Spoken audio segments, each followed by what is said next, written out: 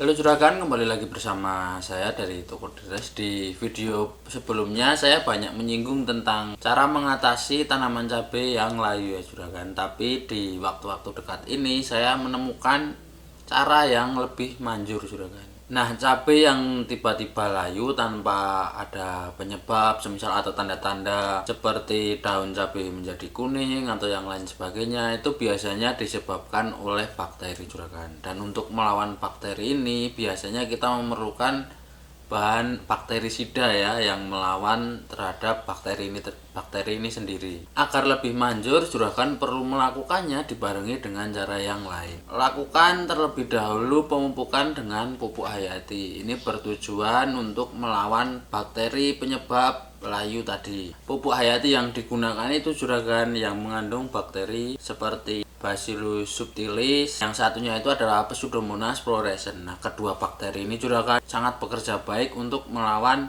bakteri penyebab layu bakteri. Selain melawan layu bakteri di dalam tanah dengan persentase 70% juragan, penggunaan pupuk hayati ini juga dapat meningkatkan produktivitas tanaman sebesar 40%. Jadi untuk manfaatnya di sini juga cukup banyak ya juragan menurut saya. Yang pertama itu 70% melawan jamur atau bakteri penyebab layu bakteri tadi. Terus dia juga bisa meningkatkan produktivitas tanaman sebanyak 40%. Nah, juragan harus coba cara ini untuk menangani layu bakteri. Setelah itu, juragan bisa melakukan pemupukan dengan pupuk kandang. Pupuk kandang di sini juga harus yang difermentasi dengan sangat baik ya juragan. Jangan asal fermentasi, atau kalau belum tahu cara fermentasi sendiri, membuat pupuk kandang sendiri, lebih baik juragan beli saja yang sudah siap. Di toko pertanian juga banyak. Daripada juragan nanti bereksperimen mencoba dan malah merusak tanaman atau menyebabkan tanaman cabai mati, malah nanti repot juga kan di juragan. Jika fermentasi yang belum selesai itu atau yang kurang baik malah menyebabkan tanaman itu lebih mudah terkena bakteri. Terus untuk suhu di tanahnya itu juga meningkat ya juragan. Lebih baik juragan kalau memang belum tahu untuk cara membuat pupuk sendiri, bisa beli di toko pertanian atau di mana biar untuk kandungannya itu pas ya. Nah, apabila pupuk yang juragan gunakan itu terlalu kering, juragan bisa menyemprotkannya atau menambahkan EM4 ke dalam pupuk tadi ya, pupuk kandang tadi. Nah, ini jika juragan mau membuat pupuk ini dalam karung yang digunakan itu harus dibolak-balik dulu juragan. Jadi karung yang ada komposnya itu bisa dibolak-balik dalam waktu 2 minggu sekali.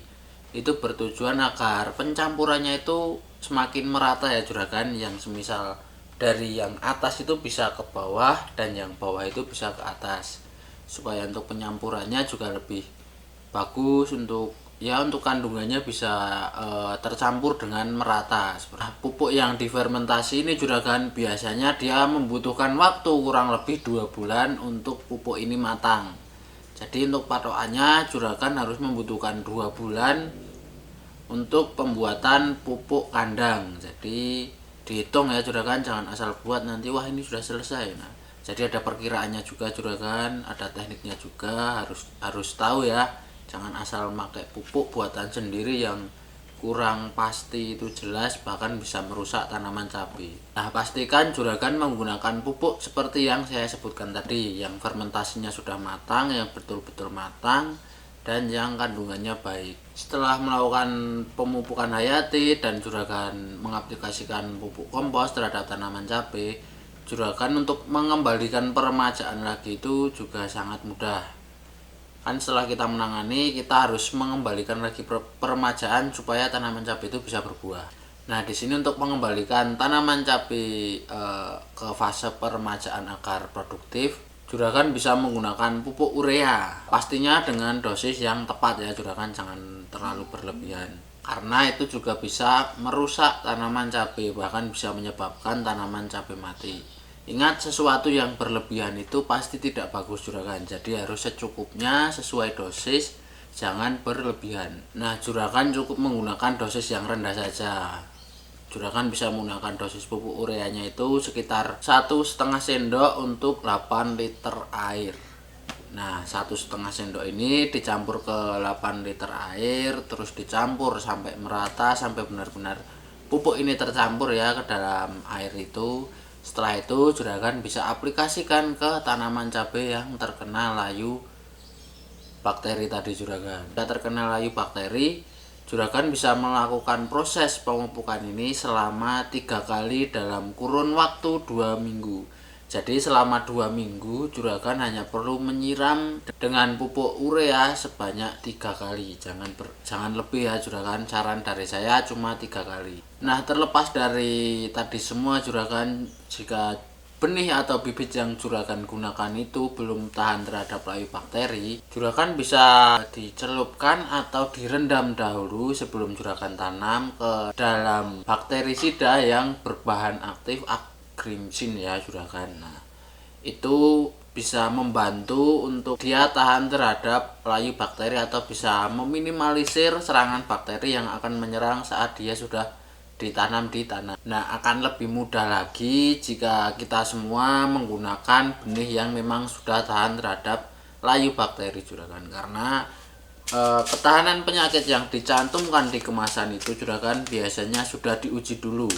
Jadi jangan diragukan, atau mungkin ada kasus ini dari beberapa juragan tanam benih yang di keterangannya tahan terhadap layu bakteri, layu fusarium, tapi di daerah juragan tidak tahan. Nah, kemungkinan memang di daerah juragan itu sudah sangat endemik terhadap layu itu. Jadi dia kalau cuma ditanam dan tidak dilakukan perawatan yang khusus, dia juga bisa terkena juragan. Tidak ada kemungkinannya seperti itu ya juragan kalau menurut saya pribadi. Nah, beberapa benih yang tahan terhadap layu bakteri itu banyak ya juragan, dari capana merah, kapal terbang juga ada, dari bintang Asia bahkan juga ada juragan.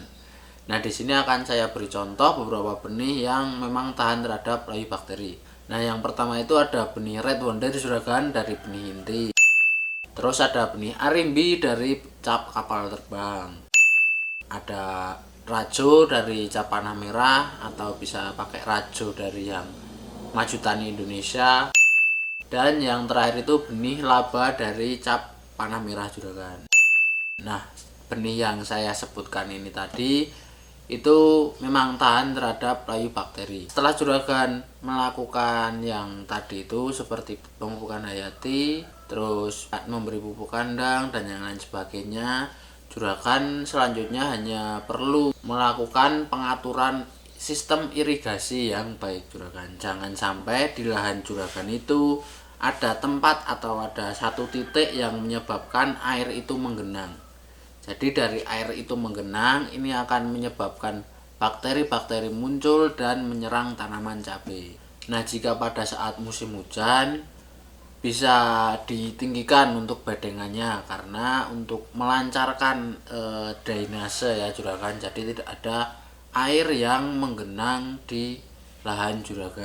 Dan manfaat peninggian bedengan ini saat musim hujan juragan, dia bertujuan supaya air yang mengalir tidak terkena tanaman secara langsung, karena jika ada satu tanaman yang terkena penyakit contoh layu bakteri dan juragan melakukan pengairan seperti yang apalagi yang sistem lap ya juragan, yang perendaman itu bakteri akan sangat mudah untuk menular ke tanaman yang lainnya.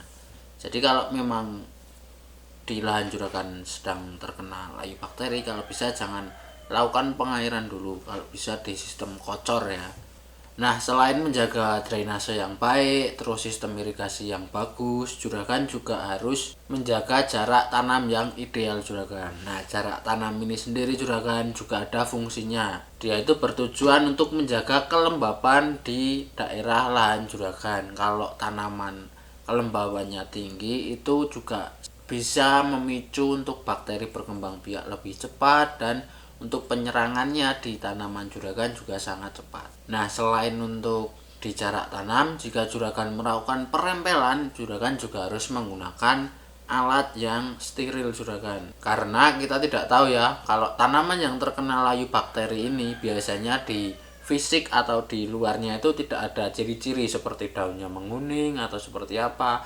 Tahu-tahu tanaman akan layu dan mati. Dan jika itu sudah terkena, juragan melakukan perempelan dan alat yang digunakan merempel tadi ini tidak steril lagi juragan, tidak dicuci atau tidak dibersihkan, juragan menggunakannya di tanaman lain, itu akan menular ke tanaman yang lain. Jadi harus sterilkan alat yang digunakan dulu ya juragan, jangan sampai untuk hal sesepele seperti ini bisa menular ke seluruh tanaman cabai, itu akan mengakibatkan kerugian yang sangat besar. Dan satu lagi juragan, catatan dari saya, hindari juga untuk penyiangan atau pembersihan gulma dengan cara mencangkul. Kalau bisa disabut saja, karena dari mencangkul ini nanti kita tidak tahu dan tidak sengaja bisa melukai akar dari tanaman cabai. Nah, dari akar ini juragan itu menjadi pintu masuk yang paling baik untuk bakteri menyerang tanaman cabai juragan.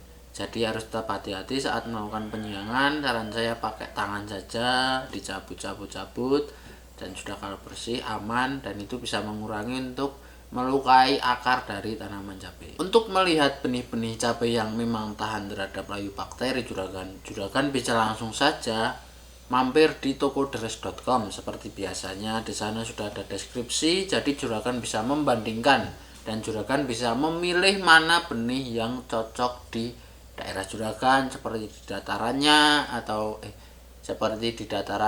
atau seperti ukuran buah dan yang lain sebagainya.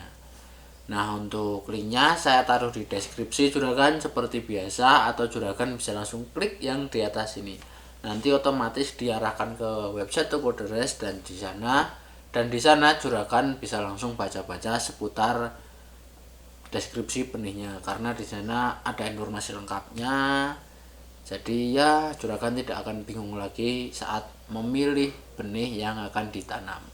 Nah, jika juragan ingin mengetahui update dari Tokoderes lagi seputar benih, penyakit, cara pengendalian tanaman cabai terkena penyakit dan yang lain sebagainya, juragan bisa klik tombol lonceng yang ada di samping subscribe juragan, karena itu akan mengingatkan ke juragan atau memberi notifikasi ke juragan jika Tokoderes mengupload video baru. Oke juragan, mungkin untuk pembahasan layu bakteri dari saya di video ini sekian saja. Semoga untuk permasalahan layu bakteri ini juga sudah bisa ditangani ya setelah juragan melihat video yang saya buat ini. Oke juragan, sekian video dari saya dan terima kasih.